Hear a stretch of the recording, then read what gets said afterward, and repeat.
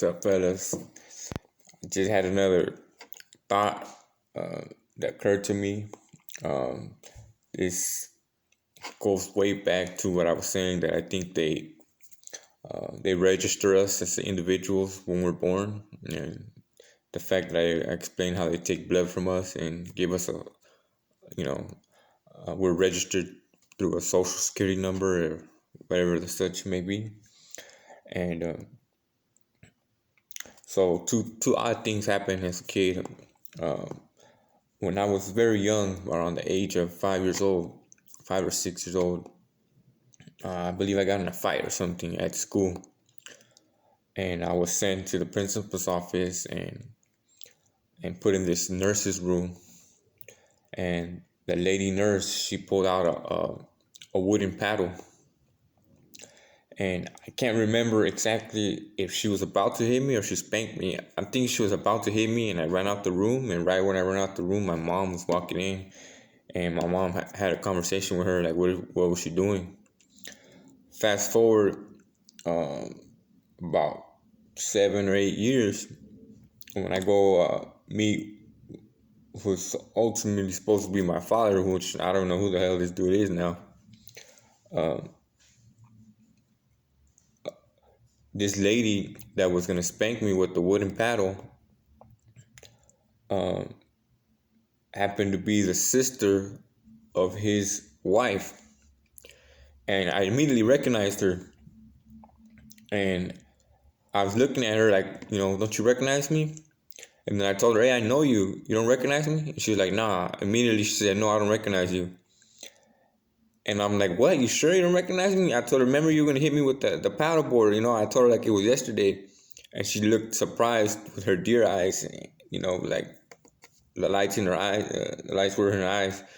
And she's like, oh, yeah, I do remember you.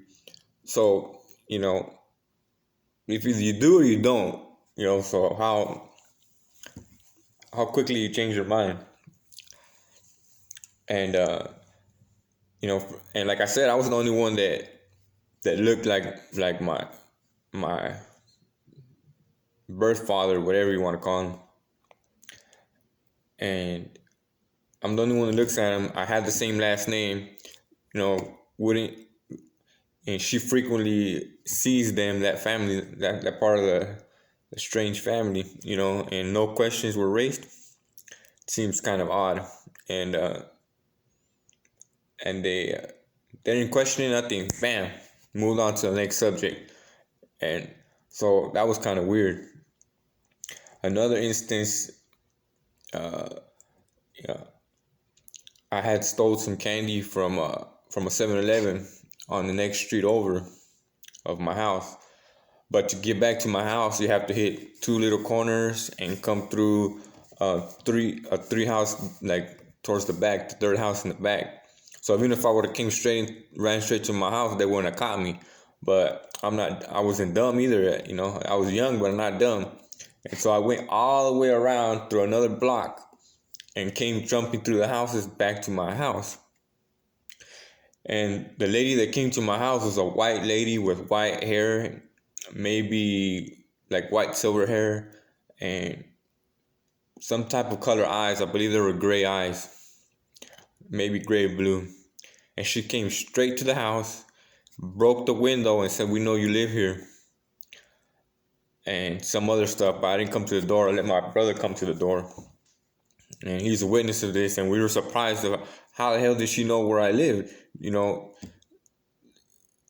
This lady obviously didn't live in our neighborhood, and our neighborhood was nothing but black people and white people, black people and Mexican people, and she didn't seem at all to fit into our neighborhood type of thing,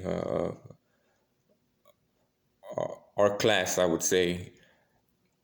And so that leads me to believe, or at least bring suspicion, and since I'm building my case that they've been following me around since birth, this plays an important factor because how did she know directly where I lived. They didn't even search. They came bam, not even a few minutes after we got home. And so some of these facts may be hard to prove, but as we go proving other facts, that brings my credibility up. So I just want to lay it down for the record, and put it out there that yeah, they're registering us for a reason, and whoever is at top of this or behind all of this, you know, I'm gonna break the code. I'm looking for you. I'm looking for you, cause you know where I'm at. But I'll find you. Don't call me. I'll call you. All right. Thank you.